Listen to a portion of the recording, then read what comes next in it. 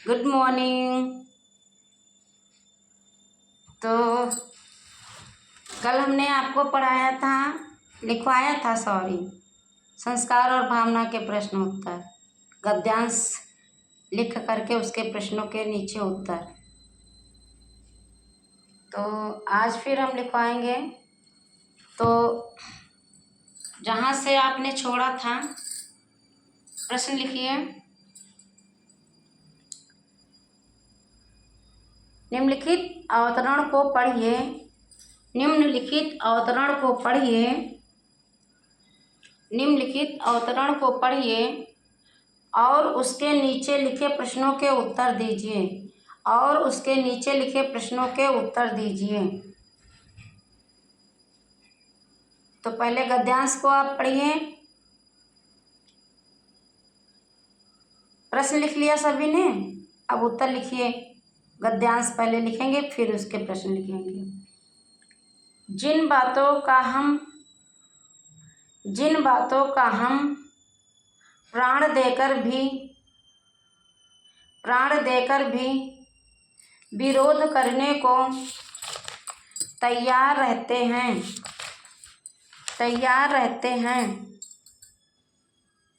Comma, एक समय आता है जब चाहे किसी कारण से भी हो, हम उन्हीं बातों को स्वीकार कर लेते हैं। मिला लीजिए एक बार सभी बच्चे। जिन बातों का हम प्राण देकर भी विरोध करने को तैयार रहते हैं, कौमा, एक समय आता है जब चाहे किसी कारण से भी हो, हम उन्हीं बातों को स्वीकार कर लेते हैं। लिख लिया। आप गद्यांश के नीचे प्रश्न लिखिए। पहला प्रश्न, माँ का किससे विरोध था तथा उसका कारण क्या था? मिला लीजिए।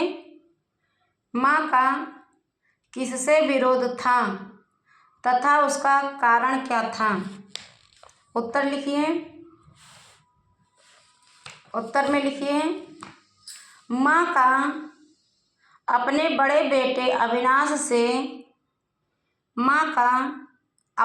बेटे अविनाश से विरोध था तथा उसका कारण यह था कि वह एक विजातीय बंगाली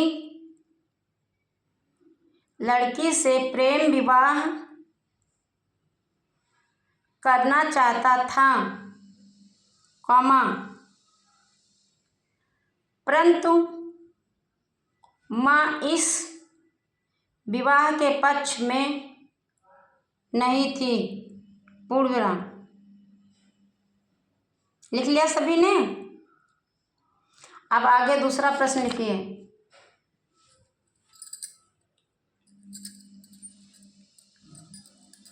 दूसरा प्रश्न,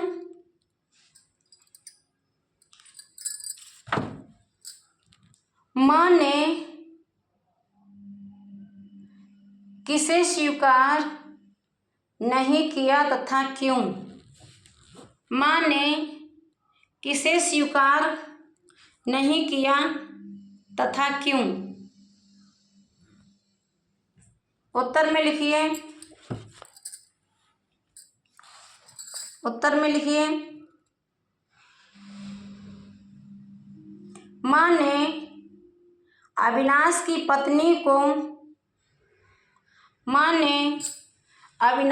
पत्नी को अपने परिवार की अपने परिवार की बहू के रूप में स्वीकार नहीं किया था।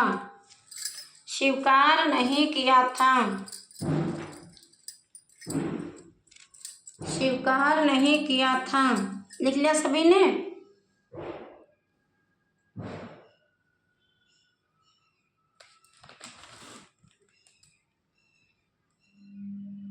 क्योंकि उनकी दृष्टि में वह एक नीची श्रेणी की विजातीय लड़की थी।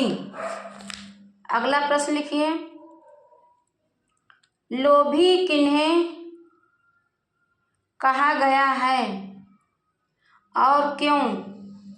क्वेश्चन मार्क चिन्ह। स्पष्ट कीजिए। लोभी किन्हें कहा गया है और क्यों? क्वेश्चन मार्क चिन्ह। स्पष्ट कीजिए। पूर्ण विराम। उत्तर लिखिए।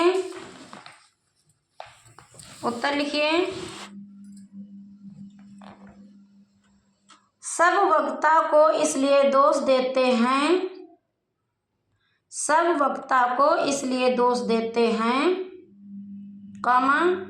क्योंकि वे संस्कारों की दास्तां में फंसी रही और पुराने रीति रिवाजों को मानने के कारण उन्होंने अविनाश की बहू को स्वीकार नहीं किया था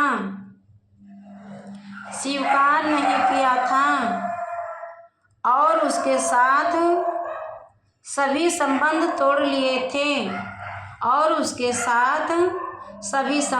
तोड़ लिए थे। लिख लिया। आगे प्रश्न चौथा लिखिए सभी लोग। छोड़ना नहीं बेटा, कोई भी बच्चा छोड़ेगा नहीं। देखिए कोई फीस नहीं है, कुछ भी नहीं है, आप पढ़ सकते हैं और जो ना समझ में आए कमेंट में पूछ सकते हैं। आप कमेंट नहीं करते हैं। कमेंट करके जब तक आप पूछोगे नहीं तो हम कैसे जान पाएंगे कि आपने लिखा नहीं लिखा, याद किया नहीं याद किया। कोई फीस नहीं है, कुछ भी नहीं, बिना निसंकोच आप पढ़िए, बिना कुछ सोचे हुए।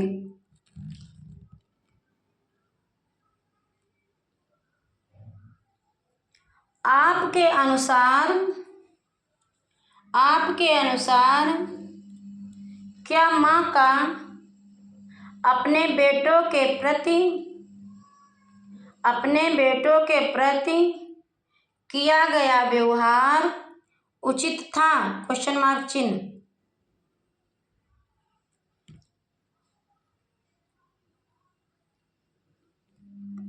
तर्क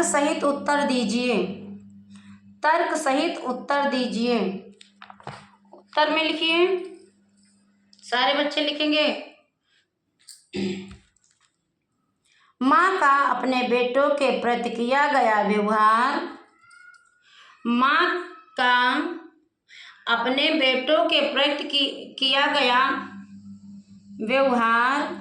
उचित नहीं था। पूर्ण विराम।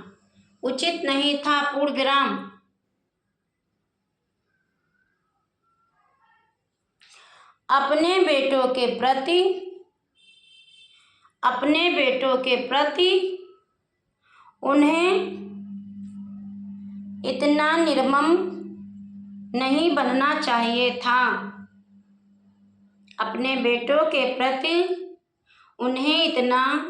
नहीं बनना चाहिए था। पूर्ण विराम। यदि वो विजातीय लड़की से अपने बेटे के विवाह के लिए तैयार हो जाती, तो उनके बेटे और बहू भी खुशी से सबके साथ मिलकर रहते, पूर्णविराम। उन्हें अपने परिवार से अलग होकर नहीं रहना पड़ता और ना ही उन्हें अपने परिवार से अलग होकर नहीं रहना पड़ता और ना ही माँ के प्रति उनके मन में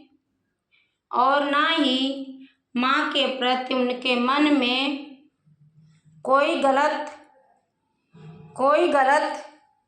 धारणा बनती, पूर्णविराम। अगला प्रश्न लिखिए।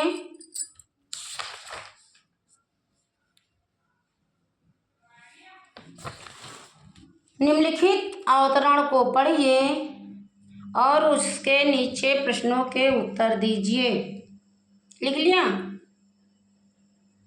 और उसके नीचे लिखे प्रश्नों के उत्तर दीजिए। अवतरण लिखिए। भाभी से बढ़कर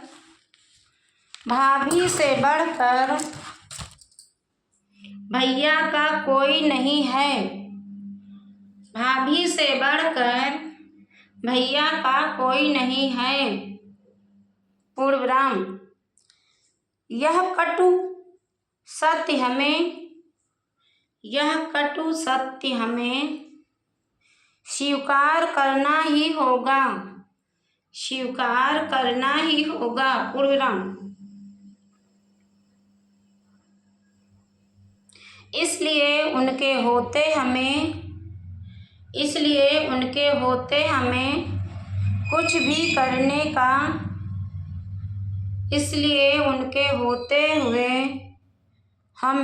भी करने का अधिकार नहीं था और ना ही है, पूर्णविराम।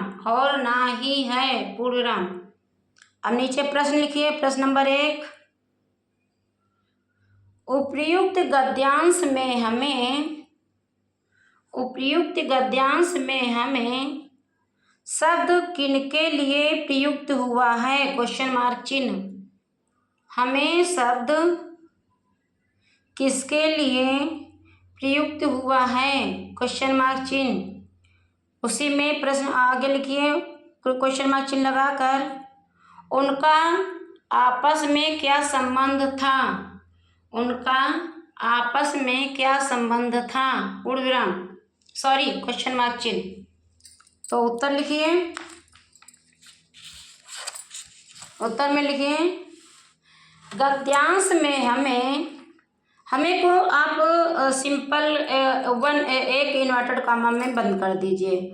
हाँ, हमें को शब्द अतुल तथा उसकी पत्नी उमा अर्थात छोटी बहू के लिए प्रयुक्त हुआ है, पूर्णविराम। उनका आपस में पति पत्नी का संबंध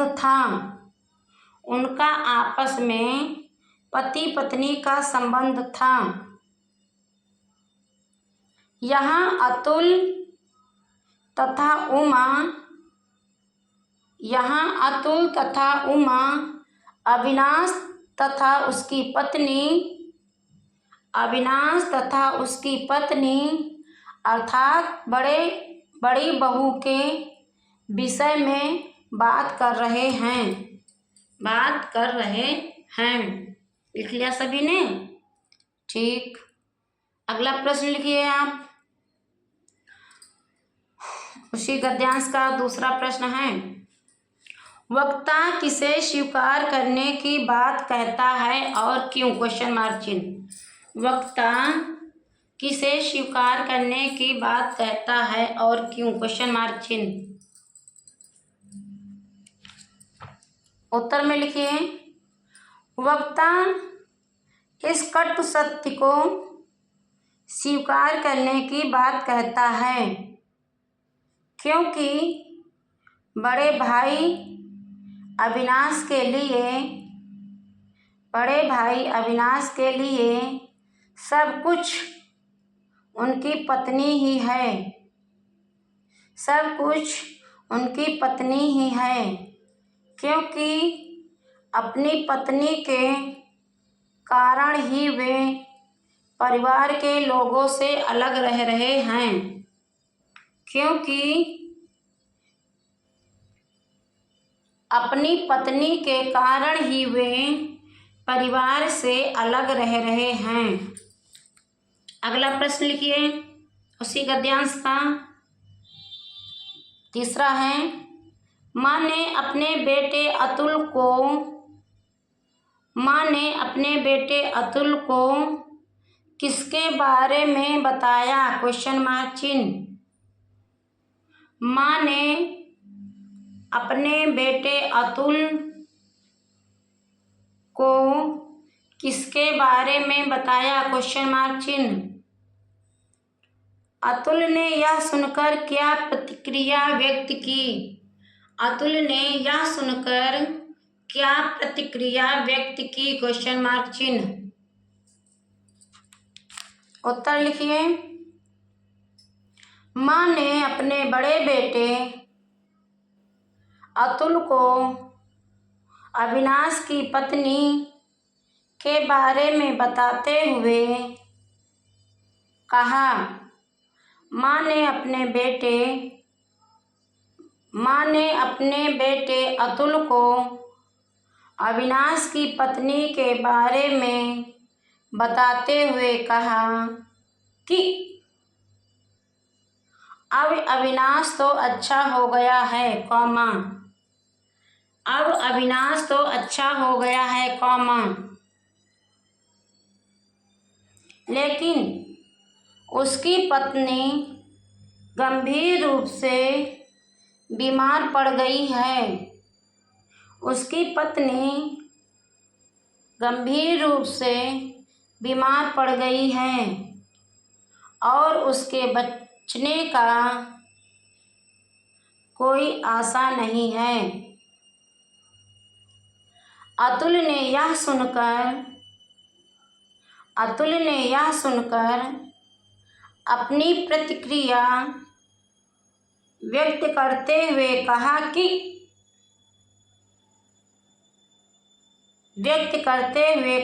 कि हाँ, सुना तो है कि भाभी मरणासन में हैं। अगला प्रश्न चौथा, प्रस्तुत एकांकी के माध्यम से लेखक के विचारों को स्पष्ट कीजिए। प्रस्तुत कहानी के माध्यम से लेखक के विचारों को स्पष्ट कीजिए। मोस्ट इम्पॉर्टेंट क्वेश्चन है बेटा, लिखिए फिर। प्रस्तुत एकांकी के माध्यम से लेखक ने रूढ़वादी विचारों एवं संस्कारों के स्थान पर भावनाओं को महत्व दिया है। उन्होंने एकांकी में जातवाद की पुरानी सोच को त्याग कर संबंधों को बनाए रखने पर बल दिया है। पूर्णविराम। साथ ही भेदभाव ना करने की साथ ही भेदभाव ना करने की प्रेरणा भी दी है।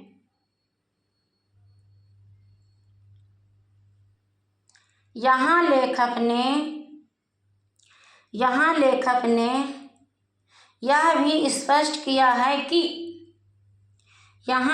ने यह भी स्पष्ट किया है कि वस्तुतः माँ की ममता को किसी भी जातीय या धर्म संबंधों में नहीं बांधा जा सकता। वह अपने बच्चों के लिए सभी प्रकार के संबंधों को तोड़ देती है। कौन? माँ। अब आपके एकांकी संचय का संस्कार और भावना पाठ पढ़ा भी दिया गया, लिखवा भी दिया गया। अब आपकी फॉर्मेलिटी बनती है, आपकी रिस्पॉन्सिबिलिटी बनती है कि आप अच्छे से इस लेसन को तैयार करें। ठीक है? Thank you class.